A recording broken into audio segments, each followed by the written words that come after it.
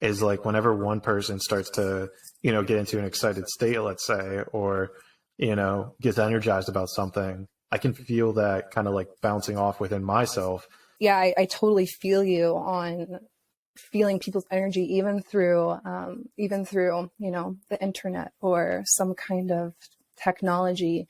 You do feel that it is real. I feel it in person with people, and I feel it over calls with clients too, which are done virtually. And I didn't think I would going into that, but you truly do pick up on that shared energy. And I think it all comes from, we all come from up here, right? You can connect with anyone's energy through this divine space, and through spirit, which we all have. I mean, we're all our own expressions of this greater consciousness. So we are all connected for sure. Animals, humans, plants, all of it. So have you put any thought into the idea of like, why do we believe that, or where in culture it became that opposites attract, and why are we not, telling people that, oh, no, that's like the opposite, pun intended, I guess, of what it actually is. And I think that really just comes from literal magnets and this scientific realm that we, puts a lot of prestige on too. And, gosh, I'm such a science nerd. Like, I get it. But yeah, just that idea of, you have a negative and a negative and a positive end, and those click together. I think that's where that comes from. And maybe moving forward, instead of saying that we are magnets, maybe I should say we are attractive forces. Maybe that is more clear verbiage. The catch-22 of it is like, it's like, well, you were experienced, let's say, with psychedelics before this, but yet still found yourself in a position knowing not to do it, still found a way to do it anyhow. Yeah, it's just an interesting dilemma that kind of comes up.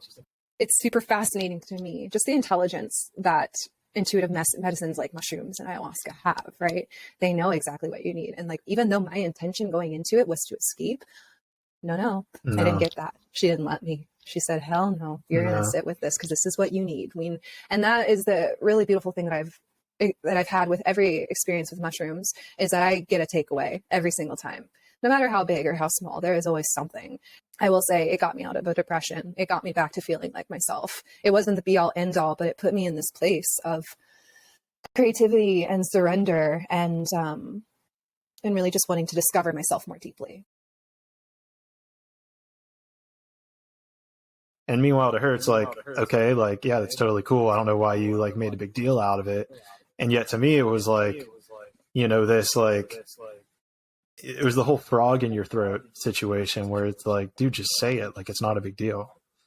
Yeah. But in that moment, you were reprogramming yourself, right? So yeah. Of course, there's going to be a little bit of glitch and a little bit of hesitation, because you got to, get the new code and say the new thing, and also carry the weight of all the other people in the world who did not speak their truth and weren't transparent either. Transparency is huge in that aspect, and just coming from a place of, this is it.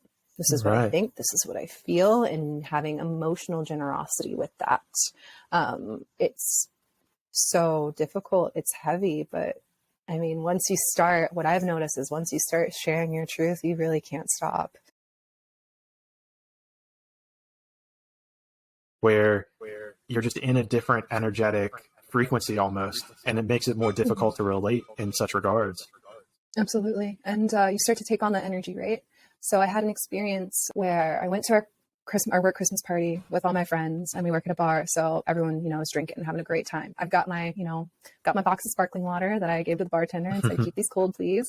And just watching all my friends, continually drink all night. I was sitting there holding them, hugging them, talking with them for 4 or 5 hours. Home by 11, got a really decent night's sleep, didn't drink a sip of alcohol, woke up the next morning, dry heaving, pounding headache, hungover. Really? I've never experienced that before, right? Because I was hydrated. I drank water all night. I mean, I got 7.5 hours of sleep. There's no reason for me to physically feel like, I know what a hangover feels like, and this is a hangover. And I didn't ground when I got home from that. I didn't breathe. I went straight to bed, and I swear that energy latches on.